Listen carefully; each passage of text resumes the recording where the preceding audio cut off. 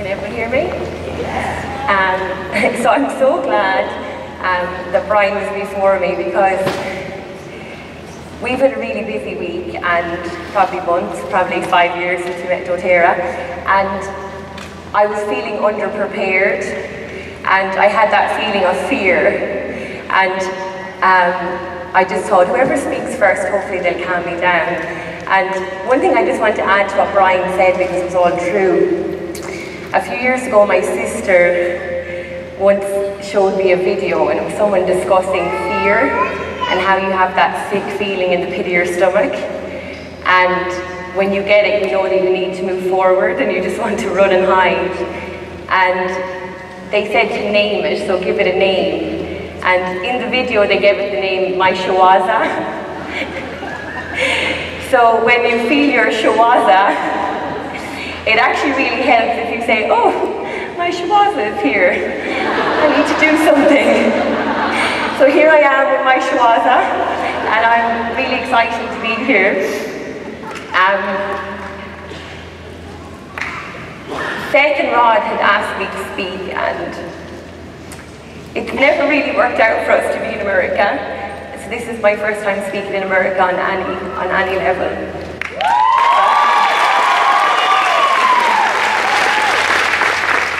And Seth asked me what would I speak on, and I thought I can speak on a topic that sounds good, or I can acknowledge our story.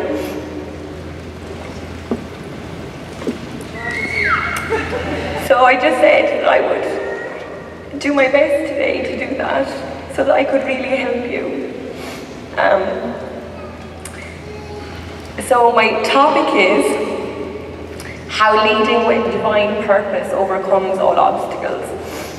So we've had the strangest life since we met doTERRA, and I think it's so strange that it's become normal to me. And when I was getting ready for today, I realised how unusual it was, and how it could really probably help some people who are struggling, or who maybe because you haven't recognised your shawaza, you're not moving forward. So the first thing I wanted to do was I just wanted to define for me my divine purpose, and how do I recognise it, or how do I know that it's happening? So before I met doTERRA, I met Adam, and I had been living in Australia. I'd moved back to Ireland, and I had come back to Australia again. And for those of you who haven't met Adam's he's quite efficient, and he's quite persistent. And when I first met him, he was just meant to give me he was just meant to pick me up, bring me to a barbecue, and bring me home, and that was what was meant to be. And he just kept turning up at my door every single day. And there was a part of me that felt like there was something way bigger at play, and I didn't actually want to be in a relationship with anyone. And I just kept getting this feeling, this strong, strong feeling. If I don't go out with him, I'm breaking up with him. And it was the strangest feeling in the world. And I resisted that feeling, and it just kept coming and coming, and Adam just kept turning up and turning up and turning up. And before we actually decided to move forward as a couple, we made a commitment to each other.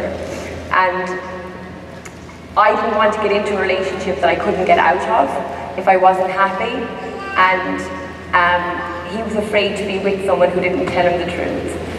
So we made a commitment that I would always tell him the truth, and he made the commitment that if I wasn't happy, that I could leave. So if at any point in time I was unhappy, I could leave. So that moment that we got together was the most divinely led connection I've ever had. And I think even though I didn't want to be in that relationship initially, I knew that we were going to do something great together. I didn't know what it was, but I knew from that point onwards that we were going to be together for a purpose. And I knew that it was going to be hard. I knew because of some of the challenges Adam had, I knew that that we would have to work on things.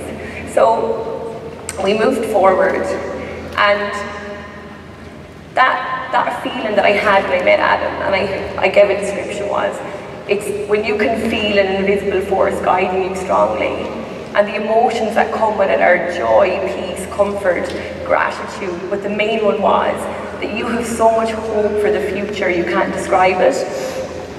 And so often we try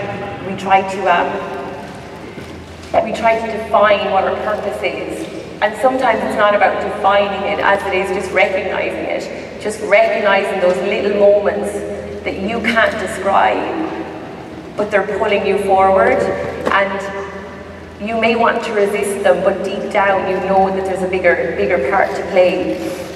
So not long after I met Adam, I was introduced to a gentleman called Mick Everard, who was Adam's managing director, and they had a new role in the company, and I met him at dinner, and he said to me that he'd love me to come work for their company, but because of the conflict of interest, because Adam worked there, I'd have to fill out a personality test, and it would have to match the role that the company was looking for, so that there was no conflict of interest. And I ended up having an exact match for the personality that they were looking for. And not long after I started, my boss had asked me to contact someone for a personal development worksheet that he did in 1985. So I went to Google and I was looking for someone called Roger Anthony. And by the time I tracked him down, he was an Australian now living in Utah, and he was married to a Chinese lady of the name Cindy. So we, as a company, we flew out to Utah, and we came to a program that Roger had called Crocodiles Not Water Lilies, and he did 32 principles, and one of them was on goal setting. So we went all the way over to Utah, and Roger went through the 33 principles, and the purpose of it was self-mastery. So for you to master yourself so you could do anything you wanted in life, and do it with integrity. And his lovely wife had the essential oils. So that week was another one of those moments where the world stopped, everything was standing still. And I knew that there was something so powerful with that training and with the essential oils. And I knew that we were going to move forward with these two things. I didn't know how, but I knew that they were going to be a massive part of our life. But one of the connecting factors was, which this week changed my life, was when we got to day 3 of the training, Roger asked people could they give him feedback on how it touched their life. And one of the things that kind of came to my attention, which I'd never noticed before, I'd taken it for granted, was every principle he talked about, my mum represented those principles. She never talked about them, but she always lived them. So I was just filled with so much gratitude for my childhood. And I really saw the values of the principles, because there was people in the room who knew them, but they didn't understand them. And then I didn't know them, but when they were mentioned, I understood them. So my mom had had breast cancer the year before, and I had moved home to be with her for 6 months when she had treatment. And when the essential oils came on the scene, I still didn't understand the gravity of them. But I knew that I wanted essential oils, and I wanted to send some back to her in Ireland, and I wanted to send some to Australia. So for those of you who don't know my husband, at the time he was a really big emotional spender, which he was really dangerous with a credit card when he was in a good mood. And Lucky for me, we got to meet Seth 2 hours before we went to the airport. And if anyone gets an introduction to essential oils class with Seth or in May, you couldn't leave the country without a diamond kit, but of course. So we had 1 hour to get home, get our bags, and get to the airport. And Cindy was signing Adam up. And Adam just pulled out the credit card, he's like, diamond kit. And I was like, diamond kit? We're not getting a diamond kit. He's like, diamond kit. And then Cindy was like, you guys have to go in 5 minutes. And I was like, I'm not going to argue. So a diamond kit turned up in Ireland, or in Australia, when we got home. And a few things happened. When we were leaving, I was still stuck on my mum, and even though I didn't know how I was going to move forward with doTERRA, I just kept getting drawn back to the idea that the principles, the essential oils, and my mum were connected. And for those of you who obviously don't know my mum,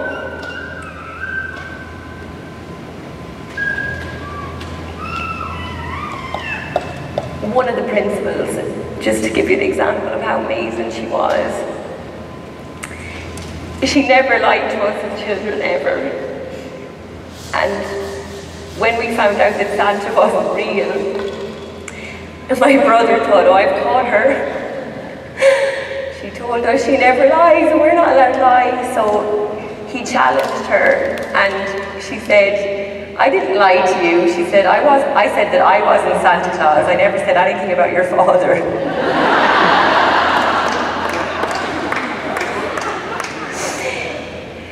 So one of the ways I was looking for how can I describe my mum so that you understand the gravity of, you know, how much she's touched my life.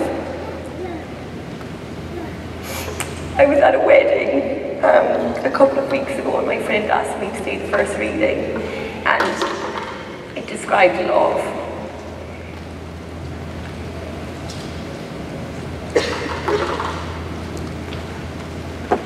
Our love is always patient and kind. It is never jealous. Love is never boastful or conceited. It is never rude or selfish. It does not take offense. It is not resentful. Love takes no pleasure in other people's sins, but delights in the truth. It is always ready to excuse whatever, to trust, to hope, and endure whatever comes. Love does not come to an end.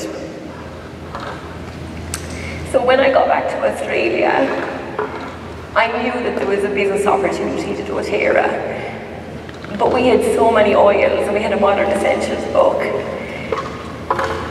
And I just decided that when I meet people and they need my essential oils, I'm going to give them my essential oils. So we were kind of lucky because Roger Anthony started to travel frequently to Australia.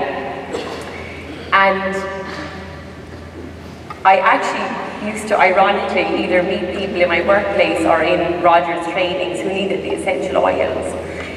And it was easy for me to share from a place of love. And it was easy for me to meet people who had a need for the essential oils and not worried about if they could afford them or needed them, or, you know, once they were open to trying them, I gave them my essential oils. And this went on for about a year and a half, and we had some really miraculous stories with the essential oils. And mine are actually so miraculous that I would be the exact opposite of someone who could be anyway compliant, so I won't even share them. But I knew the essential oils worked, and I had no doubt about that. But on one of Roger's trips, I learned what fear was. And not she wasn't fear, real fear.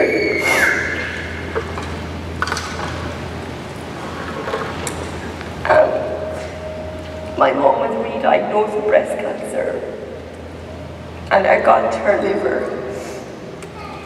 And in that moment I knew that only a miracle would have saved her. And I had so much fear. And I was with Roger at the time, and I just made the decision to let go of the fear and to have faith, and I would take whatever the next step was that was in front of me. So I went back to Ireland for a few weeks, and I brought absolutely everything alternative that I could. And I asked my mum, would she come to an alternative clinic on the border of Mexico? And she said to me, you know, even if I go to the alternative clinic and I get a cure for my cancer, what hope would that give all the people in Ireland who are currently having treatment who couldn't afford that? So I decided, okay, this is her journey. I just need to move forward with however I can. So I came back to Australia, and Seth came and he taught me how to teach classes. And I just thought, you know, I can't cure her, I can't force her to do anything, but I can teach classes. And that was when I purposely started to teach classes with the intent of giving people knowledge, not necessarily the essential oils, but just the information. And not long after that, I had gotten married, and I needed to make the choice whether I was going to have a child or not. And I felt like part of my purpose was I needed to have a child, and I needed to have one soon. And I was so fearful because I thought, what if I have a child, or I get pregnant in Australia, and I can't go back to Ireland if something happens to my mum? And when I got back from Ireland, after my trip with her, Roger was there. And I expressed my concerns. And he said, Rosie, you know that it's going to be okay. I think you just need to have faith. So I felt pregnant, and the next year was the most amazing year. My mum was given a break in her chemo, and she was given permission to fly, and she was in a really bad way physically as well. And she was given permission to fly out to Australia for 3 weeks before I gave birth, and 3 weeks afterwards. And we were in Australia waiting on the phone call to find out if she could fly or not. And Adam said, there's business flights on sale, we'll never get these prices again. And I said, when does it end? And he said, it's going to end Tuesday at 6 p.m. And Tuesday at 9 a.m. we got word that she could come, so we booked our flights. And the rest of our year went by that. It was like there was life-changing decisions every day, every week we had to make them. And after I gave birth to Paddy, I had my mum with me. She went home and she took a really bad turn. And me and Adam had just set up our own business. So we had debt from the business, thank you. We had debt from the business. And I had a newborn. And because of the commitment that Adam made to me, that I could leave if I was ever unhappy, he said to me, if you don't move home now, and anything happens to your mum, you'll never forgive me, and I'll have to let you go anyway. So he gave me permission to go home and be with my mum with our new brand new baby. Paddy was only 10 weeks old. We had a mortgage in Australia, we had 2 cars, we had loads of debt. And we had just bought everything the baby needed. And we just had to trust that it would work out. So I moved home on a one-way ticket. And it was such an amazing experience to be with my mum and just have that time and to have Paddy, and the oils just happened. The oils just flowed, people came to our house, everyone wanted to know about them. I knew the oils were our future. And I taught a lot of classes while I was with my mum, and then we got to convention and we found out that Mum only had 10 days to live. And because it was a mix-up in the hospital, the 10 days, 7 of them were gone. So we were in Utah, again with Roger. And we had to book flights home. So we got home the day of my mum's birthday, and she was in the hospice. And I still had so much hope for her. But what happened in convention was when we got word, I was with we were in Dr. Hill's session, and I was really hoping that maybe he could give me a cure. So I went backstage to see him, and he sat with me, and he started to tell me about a time when his mum was sick and that he just took time off from all his events and he spent time with her. And he just said, "You need to go home, Rosie." And that was when we flew home. So I just still had so much faith. I just still didn't know if there wasn't the big miracle that was going to come, because she had such strong faith. And she never complained her whole illness. She was always accepting of everything. She never once complained. And she always used to say, "I wonder what it feels like to have cancer, because I don't feel like I have cancer." And her body was in such bad physical condition, I don't know how she didn't know she had cancer. But she was just such an example. So that night they were going downhill really bad. And I went into her room and I just said to her, "Would you mind if I say a prayer? I just feel like there could still be a miracle." So she let me, and I prayed that if there was any way that it was God's will for her to stay, that she would recover. But that if it wasn't His will, to give us the strength to accept it.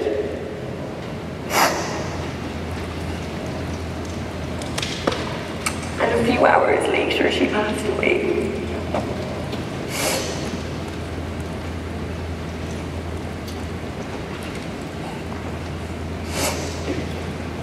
And even though I knew that everything was my purpose, I guess it helped that doTERRA was there, because I had someone to put everything into, that I would never look backwards, and I would just accept that this is part of it.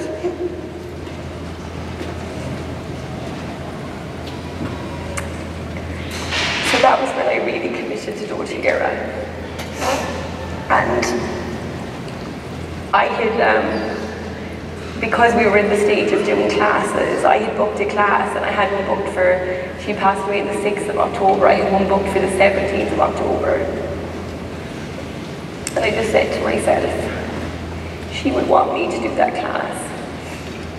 So, for any of you who have struggled booking classes, if you do follow your divine purpose, I had one class booked in, and I did that class because I felt that I needed to do it. And I ended up having about 20 people contact me in 1 month for classes. And I just thought, if I don't do it now, I don't know if I'll have the strength to go back and start again. So I taught those 20 classes in that month of November. And it was after that point where we were just teaching so many classes all the time, and we were terrible at being able to follow up because we hadn't learned to duplicate. So I was our business, and there was was just so many things falling through the cracks, and I just couldn't stop. I was so afraid to stop. And then we found out the Founders was open. So I said to Adam, let's run for Founders, because if we don't do it now, I don't know if I'll ever have the strength. And we were really lucky because Seth and Rod had just developed the Edge Success System, and every part of our life that we were struggling with in our business, the Edge Success took care of. It helped us to teach other people to teach, to do member overviews, to do business overviews, and they were all the things that we were missing. But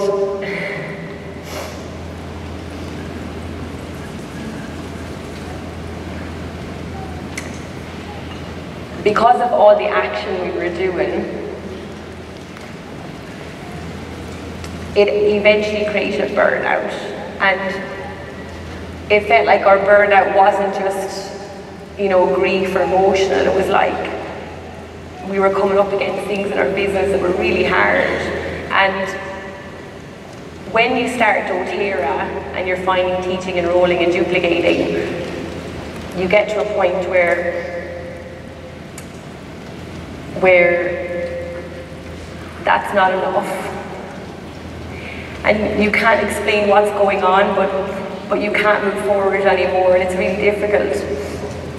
And one day, when I was struggling really bad, I had no energy, I'd lost the passion in the business, I wasn't able to teach anymore. And I felt like I was letting everyone down. And I was at the stage where I really loved alternative things, so if I met anyone who did something alternative, I would ask could I use their services so that I could experience it. And I had a friend I met who did hypnosis, and one day I went to see him and he asked me what I needed help with. And I said, I don't really know, I'm here just to see what hypnosis is about. And he said, is there anything you can think of you need help with in particular? And I said, well, every day I can write my to-do list and I can never do it. And it's the most frustrating thing in the world. So he said, okay, so when you do your to-do list, how do you feel? And I said, amazing, like my business is a breeze, like everything is just perfect, like I just love my life, I'm full of energy. And he's like, okay, so the only reason why you wouldn't do those things is that they must cause pain somewhere in your life. And he explained a concept to me called core values and away values. So core values, we're always striving to get closer to them. And away values, we're always trying to get away from them. And he said, where does the pain come from you doing your to-do list? And I realized that me and Adam fight. And so then he concluded that my away value was anger, so that I didn't want to be angry. So I was sacrificing feeling great and doing great things to avoid anger. And one of the things I recognized was because I came from such a solid upbringing, I viewed the world as, from a place of feeling safe, feeling secure, and feeling confident in other people. And Adam viewed the world as being unsafe, being insecure, and someone like me being their worst nightmare. And we had to work this out. This was really hard for us. And because we needed doTERRA so badly, because we had given up everything, we couldn't hide from it. There was nowhere to hide. And one of the things I've learned, and I see it everywhere in our business now, I see it everywhere in other people's businesses, we have to learn to have boundaries with people. And there's one of the examples I was thinking of is, if there's someone that you don't know who's like a mass murderer, they have no emotional impact on you because they don't impact your world. But if they move into your neighborhood, then you have feelings about them. And one of the things I realized was, why are some relationships harder? And some relationships you can walk away from. If they're not serving your way values or core values, you can walk away. But I couldn't walk away from my marriage, I could have. But doTERRA forced us to figure it out. And we had to learn to have boundaries with each other. And for me, I had to learn to become more assertive, and I had to learn to be not so naive, and to make sure that, you know, that it was okay if something wasn't serving me to take space from it. Whereas Adam had to learn that, you know, you can trust some people, and that you need to have faith. So they were the two things that we worked on heavily, and I see it so often now. I see it so, you know, people opposites attract, and they can both serve each other, but sometimes we're not even aware. So I wasn't exercising, I wasn't eating well, I wasn't doing any of the things that gave me energy, because they were things that me and Adam fought about. And then for Adam, you know, he wanted to be proactive or reactive in our business, because that's where he could control things and he could make an impact. But we had to plan to do it long term. So these values were a major thing for us to figure out, and it's one thing that I always like to do with people in our team, is figuring out what are their values and what are their away values. Because sometimes, you know, I remember Seth had said it to us, there's no success worth failure in your home. And we were stalled for a long time just trying to figure this out. But because of doTERRA, it has completely strengthened our marriage. It's completely changed everything for us. And then the next thing was that, you know, we needed to rank in doTERRA. We had no money. We had given up everything. We were living in my dad's home house. We had no privacy. You know, we had a young baby. And all the things that normally you would shy away from, like, oh, I'll build that business later, I wish we could have done it later. We had to face everything. And because we got into founders, we had to hold that spot. And that was the most grueling time to maintain goal for us and try and work on our marriage at the same time. And all I wanted was for the day to come that we didn't need the money to survive, so that I could look at my business and just get back to that place of love. Just to get back to, like, what would I do if I didn't need the money? You know, what classes would I teach? Where would I go? But we needed the money. So the second we got to the point where we didn't need the money, I just didn't want to do anything with the business until I could change how we built it. And I went back to our purpose. You know, why did I start doTERRA? You know, how would I have built it if we didn't need money? And I just thought the only sure way I could know if we're moving forward is for me to write affirmations every day and ask to live God's will. And I just felt we had such a strong team that was growing, and I just felt that we weren't able to serve them. We had so many decisions to make all of the time, and that would be the only way that we would truly know. So for 2 years I wrote that every day, twice a day, 3 times a day. And I wanted to include all the principles that Roger had told us. And I didn't care how long it took us to move forward. I didn't want to move forward until that happened. So when you're building your business and you're going between rank and purpose, sometimes things get murky. And you're making decisions on the fly. You've got, you know, teams everywhere, and there is a big leadership responsibility. But because of the purpose that was behind it, I knew that we were going to have to change how we were doing it. So I sat Adam down and I just said, things have to change. You know, we need to be only making decisions that are for the greater good. And sometimes they're going to be hard decisions and people aren't going to like us. But I know that our purpose is bigger than this, and we need to make them. So from this point onwards, this is when Adam really had to decide whether he was going to have faith and trust. Because how we were building the business, it wouldn't be sustainable. We would never reach higher ranks, and we'd never be able to help our team hit the higher ranks. So we made a firm decision that we needed to review how we've built our business to date, and we need to make changes, and we need to always think about the big picture. So, one of the things that I was thinking about before I came here today was, I remember Seth had said it, good is the enemy of great. So you can be good, but a lot of times fear holds us back from being great because we don't know what that's going to look like, and you're going to have shawazas every day, all day. And one day I was sitting with a lady and she said to me, you've been really successful with doTERRA. I said, yeah. And she said, why do you think that is? And I started to well up a little bit. And she said, where's the pain for you? And I said,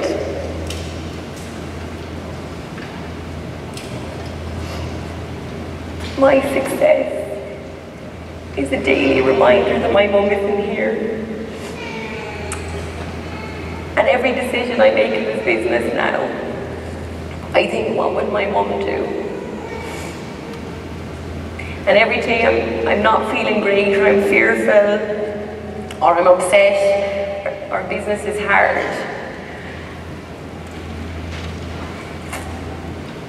I remind myself that I have nothing to lose, and my greatest fear was losing her. And apart from my children, there is nowhere for me to go but to step into a great role and to do something great with my life, because I couldn't have her pass away for nothing. And I think of all the people that could be impacted because she lived a life of principles. She didn't do anything else. She did a lot. But that one thing she did, that one ripple effect, just living a life of principles, is why I'm standing here today. And sometimes when people, they can't find their purpose, it's because they don't really want to look inside. And they don't really want to acknowledge that it's the hard things that people need your help for. We can show them how great our lifestyle is. Don't get me wrong, I have the best lifestyle. My kids have the best lifestyle. They get me every day, they get to travel. I love my life.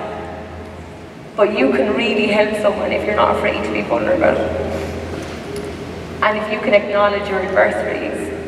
So one of the things I did for convention last year or a couple of years ago, was they asked me to speak about adversity and how powerful it could be for you if you acknowledge it and you move forward with your doTERRA business with that behind you as your purpose. So the harder the adversity, the more that I grow. The more that I grow, the stronger I become. The stronger I become, the weaker the opposition. The weaker the opposition, the greater my influence. The greater my influence, the more leaders I attract. And the more leaders I attract, the greater our impact.